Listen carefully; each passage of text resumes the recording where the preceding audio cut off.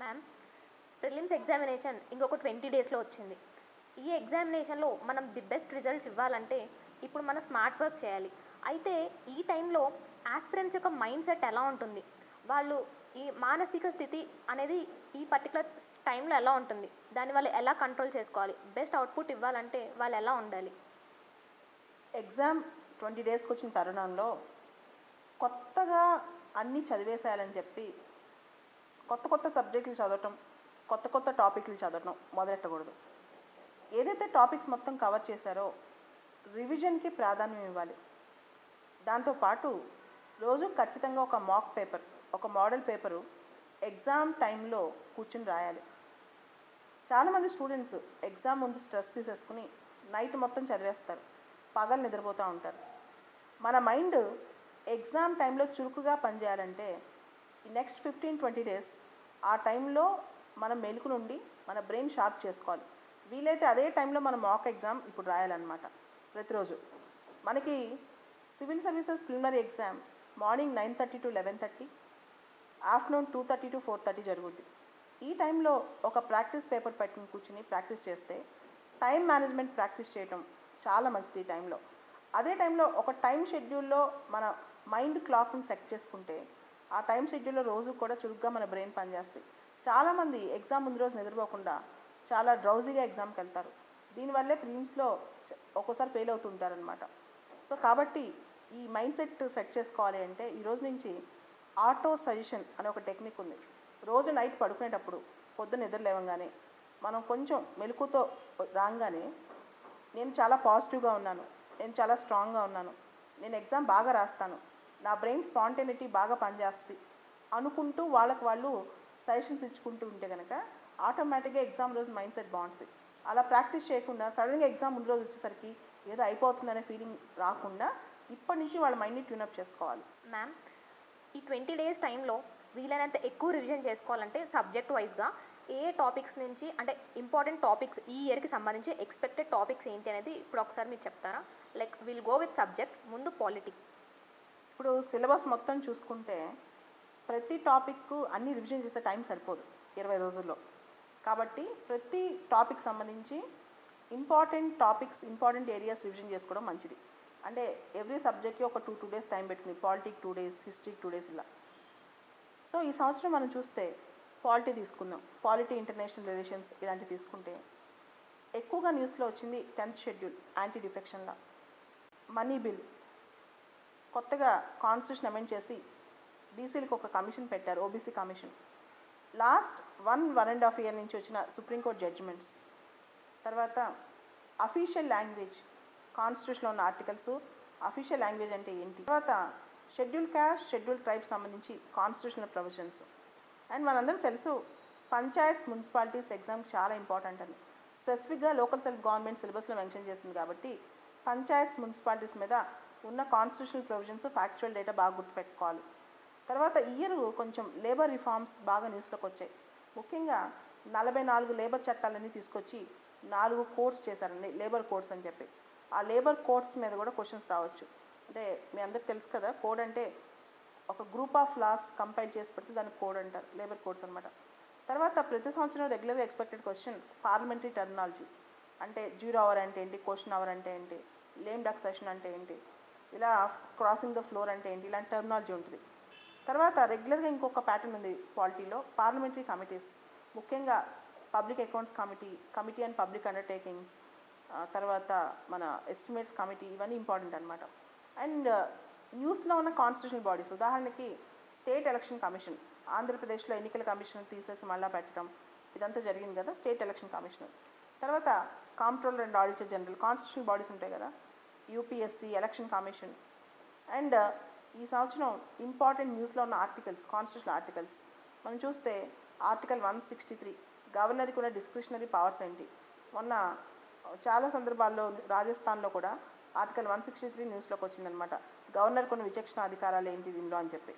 తర్వాత మనం చూసాం దామన్ దయ్యూ, దాద్రా నాగర్ హవేలీ మెర్జర్, అలానే జమ్మూ కాశ్మీర్, లడాక్ యూటీస్గా మారటం.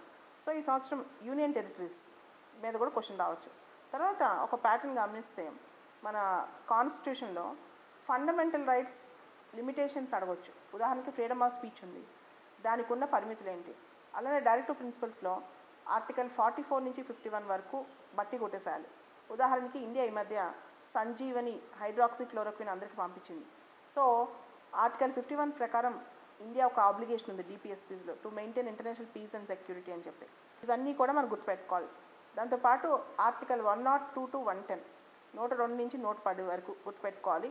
102 to 110 రెగ్యులర్గా క్వశ్చన్స్ వస్తున్నాయి అన్నమాట మన కాన్స్టిట్యూషన్లో. తర్వాత మనకి స్పీకర్ పోస్ట్ కూడా కాంట్రవర్షియల్లో ఉంది. స్పీకర్ గురించి కొన్ని ఇంపార్టెంట్ డీటెయిల్స్ అనమాట. స్పీకర్ ఎలా ఎలక్ట్ అవుతారు, ఎలా రిమూవ్ అవుతారు, స్పీకర్ యొక్క రెస్పాన్సిబిలిటీస్ ఏంటి, ఇవన్నీ చూసుకోవాలి. అండ్ లాస్ట్ 1 year మొత్తం పూర్తి స్థాయిలో వార్తలో ఉన్న విషయం citizenship, NRC, citizenship amendment act, national population register, తర్వాత కొత్తగా సెన్సస్, ఫారినర్స్ ట్రిబ్యునల్స్, ఇవన్నీ.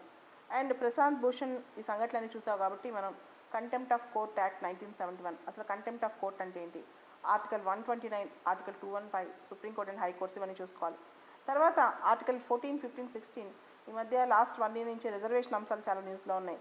రిజర్వేషన్ ఇన్ పబ్లిక్ ఎంప్లాయ్మెంట్ కానీ, education institutions, promotions, private institutions, minority institutions, ఇవన్నీ అనమాట.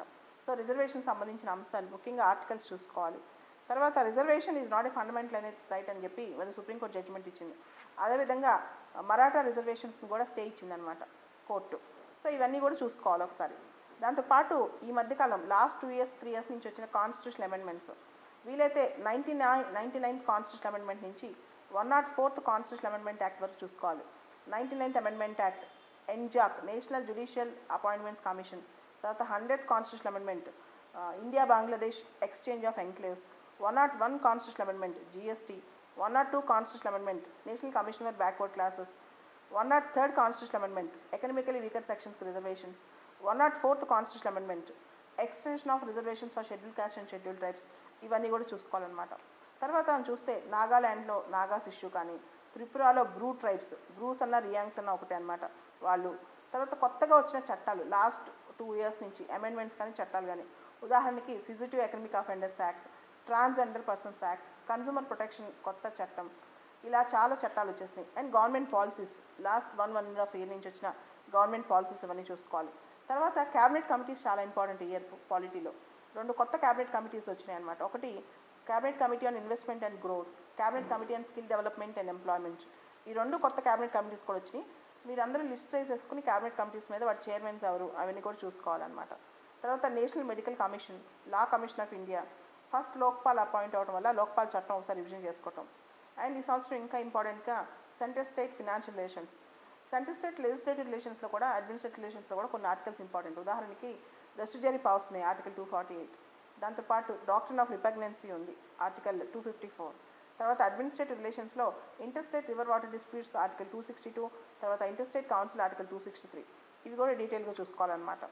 తర్వాత ఈ గవర్నెన్స్ కోసం ప్రగతి ప్లాట్ఫామ్ కానీ, Shillong declaration on e governance, Shillong declaration of e governance, తర్వాత ఎలక్షన్స్లో ఫండింగ్ గురించి, ఎలక్టరల్ బాండ్స్ గురించి, ఎలక్టరల్ ఫండింగ్, పాలిటిక్స్లో criminals, decriminalization of politics, supreme court judgments, తర్వాత encounters and political reforms, so Disha incident encounter అవటం. తర్వాత నువ్వు చూసావు ఈ మధ్య మన క్యూరేటివ్ పిటిషన్ అని చెప్పి నిర్భయ ఇన్సిడెంట్లో జరిగింది. క్యూరేటివ్ పిటిషన్ అంటే ఏంటి, తర్వాత ఈ మధ్య ప్లీ బార్గెనింగ్ అనే టాపిక్ వచ్చింది, అదేంటి, సుప్రీంకోర్టు తన డెసిషన్స్ తనే రివ్యూ చేసుకోవచ్చు ఏ ఆర్టికల్ ప్రకారం. దాంతోపాటు ఆర్టికల్ 142 చాలా న్యూస్లో ఉంది. కంప్లీట్ జస్టిస్ కోసం సుప్రీంకోర్టు చాలా మంచి పనులు చేయొచ్చు, సంపూర్ణ న్యాయం కోసం ఆర్టికల్ 142. సుప్రీంకోర్టు జ్యూరిస్డిక్షన్ చూసుకోవటం, high court writ jurisdiction supreme court writ jurisdiction కన్నా చాలా విస్తృతమైంది ఎందుకు. సో ఇలాంటి టాపిక్స్ ముఖ్యంగా పాలిటీలో కంపారిజన్ టాపిక్స్ ఇవన్నీ చూసుకుంటే ఎక్కువ మార్క్స్ వచ్చే అవకాశం ఉంది. దాంతోపాటు లాస్ట్ 1 yearలో రైట్ టు ఇన్ఫర్మేషన్ యాక్ట్లో చాలా న్యూస్ వచ్చింది. ఒకటి office of chief justice of India RTI కిందకు వస్తారు, దాంతోపాటు ఆర్టీఐ యాక్ట్ అమెండ్ అయింది. తర్వాత చీఫ్ జస్టిస్ కూడా ఆర్టీఐ యాక్ట్, ఆర్టీఐ ప్రొఫెషనల్స్ వాళ్ళకి అదొక ఉద్యోగలాగా చేస్తూ బ్లాక్మెయిల్ కూడా పాల్పడుతున్నారు, మిస్యూజ్ చేస్తున్నారని కూడా అన్నారు. సో దాంతో ఆర్టీఐ యాక్ట్కి వచ్చిన అమెండ్మెంట్స్ కూడా చూసుకోవాలి. సో కొంచెం ఒక పద్ధతిలో ఒక 2 days కూర్చుంటే ఇవన్నీ కూడా రివిజన్ చేసేయచ్చు అనమాట. పాలిటీలో వచ్చిన అప్డేట్స్ అన్నీ కూడా రివిజన్ చేసేయచ్చు. దాంతోపాటు తెలుసు కదా last year article 370, 35A repeal తీసేశారు. సో జమ్మూ కాశ్మీర్ రిపీల్ చేశాక ఫస్ట్ జరుగుతున్న ప్రిలిమ్స్, స్పెషల్ స్టేటస్ తీసేశాక ఫస్ట్ ప్రిలిమ్స్ అనమాట ఇది. సో 370, 35A గురించి కూడా కొంచెం డీటెయిల్స్ తెలుసుకుంటడం మంచిదన్నమాట.